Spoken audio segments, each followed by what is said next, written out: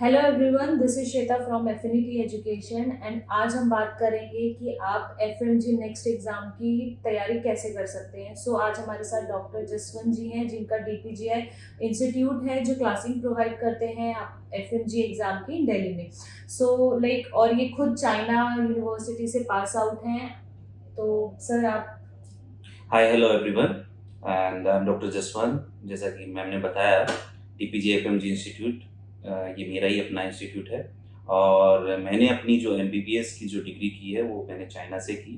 जब हम चाइना में थे तो हमें एक्चुअली में कोई आइडिया नहीं था कि एफएमजी की प्रिपरेशन कैसे करते हैं। तो जब हम इंडिया में जब फोर्थ ईयर फाइनल ईयर में हम आए तो हमने देखा कि एक्चुअली में गौतम नगर में बहुत सारे इंस्टीट्यूट हैं जो कि एक एफएमजी की प्रिपरेशन कराते हैं। तो हम आए यहाँ पे, हम लोगों ने गौतम नगर में काफ़ी सर्वे किया कि लोगों का पढ़ाने का कैसे है, कैसे हम लोग शॉर्ट टाइम में कर सकते हैं, क्योंकि हमारे सीनियर्स नहीं थे, क्योंकि हमारा ही एक अपना एक बैच ही था, तो हम ही सीनियर्स थे, तो हमें कोई गाइड करने वाला था नहीं। तो हमने यहाँ से अपने नोट्स खरीदे और हम लोग वापस चाइना चले गए। जब हम चाइना गए तो हमने नोट्स को रीड करना शुरू किया, क्योंकि जब आप किसी टीचर से पढ़े नहीं हो तो अगर आप डायरेक्टली नोट्स रीड करते हो तो आपके नोट्स जो है क्लियर नहीं होते और आपको बहुत सारे डाउट्स आते हैं कि पढ़ना कैसे है और एमसीए का पेपर कैसे आता है। सबसे बड़ी जो हमें डिफिकल्टी आ रही थी कि पेपर कैसे आता है। तो उस चीज़ के लिए फिर हमने क्या स्टार्ट किया कि हम वापस आए हमारे वेकेशंस में जब आए तो हमने अपने गौतम नगर में अपने एक इंस्टीट्यूट में क्लासेस लगाए। तो जब हम क्लासेस कर रहे थे तो बहुत सारी डिफिकल्टीज ये आ रही थी कि हमने चाइना में जब हम पढ़ाई करते थे तो वहाँ की चीज़ें बहुत सारी अलग थी और इंडिया में जब आए तो बहुत सारी चीज़ें और भी अलग थी। फिर साथ ही साथ हमने ये देखा कि जब हम क्लासेस कर रहे हैं तो कभी एनाटॉमी की क्लासेस लग रही है, कभी बायोकेमिस्ट्री की क्लास लग रही है, कभी पैथो की क्लास लग रही है। तो समझ में ही नहीं आ रहा था कि एक्चुअली में पढ़ें तो कहाँ से पढ़ें और क्या क्या पढ़ें।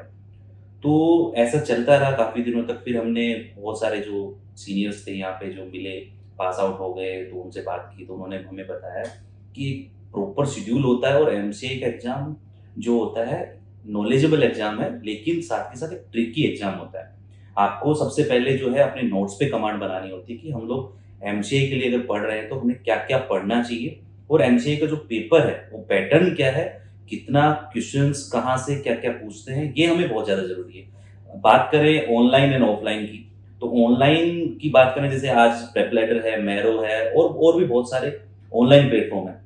सबसे ज़्यादा जो डिफिकल्टी आती है ऑनलाइन प्लेटफॉर्म पे आती है, क्योंकि हम लोग एक एवरेज स्टूडेंट होते हैं और जब हम वहाँ जाते हैं तो हमारा जो है पढ़ने का जो सिस्टम होता है वो टोटली डिफरेंट होता है। यूनिवर्सिटीज़ की क्लासेज होती हैं, फिर जब हम वहाँ से यहाँ आते हैं तो मोस्टली हम अपने घर चले जाते हैं तो ऑनलाइन क्लासेज। और एक जो सबसे बड़ी प्रॉब्लम है ऑनलाइन की कि हम 2 घंटे 3 घंटे या 5 घंटे एक ऑनलाइन प्लेटफॉर्म पे नहीं बैठ के पढ़ाई कर सकते, क्योंकि टीचर से जो है इंटरेक्शन नहीं हो पाता हमारा। तो उसके लिए सबसे बेस्ट मेरी साइड से अगर मैं सजेस्ट करूँ तो सबसे ज़्यादा सजेस्ट करूँगा ऑफलाइन क्लासेस, क्योंकि आप क्लास रूम में बैठने की आपकी कैपेसिटी होती है और सराउंडिंग आपके जो है 100-200 स्टूडेंट्स होते हैं तो उनको देख के आप बैठ सकते हो।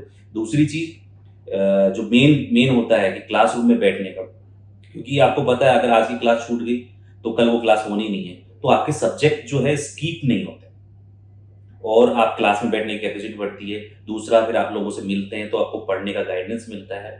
और अगर हम बात करें डीपीजीआई की, तो डीपीजीआई एक्चुअली में जब मैं यहाँ पे आया तो मैंने जब ये सिस्टम देखा तो मुझे अच्छा नहीं लगा और बहुत सारे टीचर्स से मैं मिला, इवन सीनियर से, तो हमारे बैचमेट से भी हमने डिस्कस किया कि एक्चुअली जो है एक इंस्टीट्यूट ऐसा हो जो कि रिक्वायर्ड है। आज गौतम नगर में बात करें तो बहुत सारे इंस्टीट्यूट हैं, लेकिन जो है प्रॉपर स्टडी मटेरियल जो होना चाहिए एक एफएमजी स्टूडेंट्स के लिए, नेक्स्ट के लिए, वो नहीं है। उसका रीजन क्या है?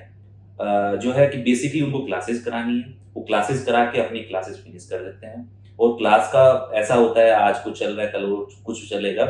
फिर बाद में जो होता है सबसे ज्यादा मेन प्रॉब्लम क्या आती है कि सिलेबस, जैसे अभी एग्जाम फॉर एग्जाम्पल बात करें मैम, अभी अभी 18 जून को एग्जाम है एफएमजी का, 18 जून को एग्जाम है तो हमारा जो सिलेबस वो फिनिश करेंगे मई में फिनिश करेंगे। अगर अगर आपका सिलेबस मई में फिनिश होता है तो आपका मेन क्या इशू आएगा कि आप 18 जून को एग्जाम देंगे, आप अपने नोट्स को कैसे रिकवर करें? नोट्स को रिकवर नहीं कर पाते तो एटलीस्ट एग्जाम का जो है सिलेबस फिनिश होना चाहिए या तो अप्रैल के फर्स्ट वीक में, ताकि एटलीस्ट आपको 2 महीने मिल जाए प्रिपरेशन करने के लिए। सेल्फ स्टडी ही बहुत इंपॉर्टेंट है। क्लासेस में आपने क्लासेस इसलिए होती है कि आपने क्रैश कोर्स पढ़ा है काइंड ऑफ, 4 दिन में 5 दिन में एक हम 5 साल की पढ़ाई जो है 6 महीने में अगर फिनिश कर रहे हैं, तो ये एक क्रैश कोर्स है। इस क्रैश कोर्स में हमें एक लिमिटेड चीजें पढ़ाई जाती हैं जो कि एग्जाम के लिए इंपॉर्टेंट होती है, हमें वही फोकस करना होता है। और हमने जो अभी डीपीजीआई की बात कर रहे हैं, हम जो हमने अभी बनाया है डीपीजीआई इंस्टीट्यूट, 2 साल हो गए ऑलमोस्ट, और अगर लास्ट रिजल्ट की बात करें तो हमारे पास 250 स्टूडेंट्स थे, जिसमें से 120 स्टूडेंट्स का सिलेक्शन हुआ है, और जो बाकी स्टूडेंट्स बच गए हैं वो ऑलमोस्ट नियर जो है रिजल्ट के हैं। तो अभी वो दोबारा से प्रिपरेशन कर रहे हैं हमारे साथ में। और हमारा सिलेबस कैसा रहता है, हम लोग मोस्टली 3 से 4 महीने में अपना सिलेबस फिनिश करते हैं। फिनिश करने के बाद में हम रैपिड रिवीजन करते हैं। रैपिड रिवीजन के बाद हम टेस्ट सीरीज चलाते हैं, जिसको टीएनडी हम बोलते हैं। तो आपको एक ही टाइम में 3 बार फैकल्टी से इंटरेक्शन होता है। फिर हमारा पर्सनल इंटरेक्शन सेशंस होते हैं, जैसे कि आपके मार्क्स कितने आए, हम पर्सनली काउंसलिंग करते हैं, कितने मार्क्स आप लेके आ रहे हो, आपको कौन कौन से सब्जेक्ट में कमांड नहीं है, अगर आपको कोई सब्जेक्ट स्किप करना है, मोस्टली 19 सब्जेक्ट ही पढ़ने होते हैं, लेकिन फिर भी अगर आपको एक सब्जेक्ट को स्किप करना हो तो उस सब्जेक्ट को स्किप करने के लिए हम कोई ना कोई एक अल्टरनेट ऑप्शन निकालते हैं, ताकि आपका स्कोर बना रहे। हमारा लास्ट स्कोर 221 था, जो कि लास्ट बैच में स्टूडेंट ने किया है स्कोर, और इस बार का भी हमारा ऐसा ही प्लानिंग है कि वी कैन भी लाइक हमारे स्टूडेंट से जो भी इंस्टीट्यूट के बच्चे हैं ज़्यादा से ज़्यादा स्कोर करें, लाइक 240-50 तकरीबन का स्कोर अभी हम लोग प्लान करें।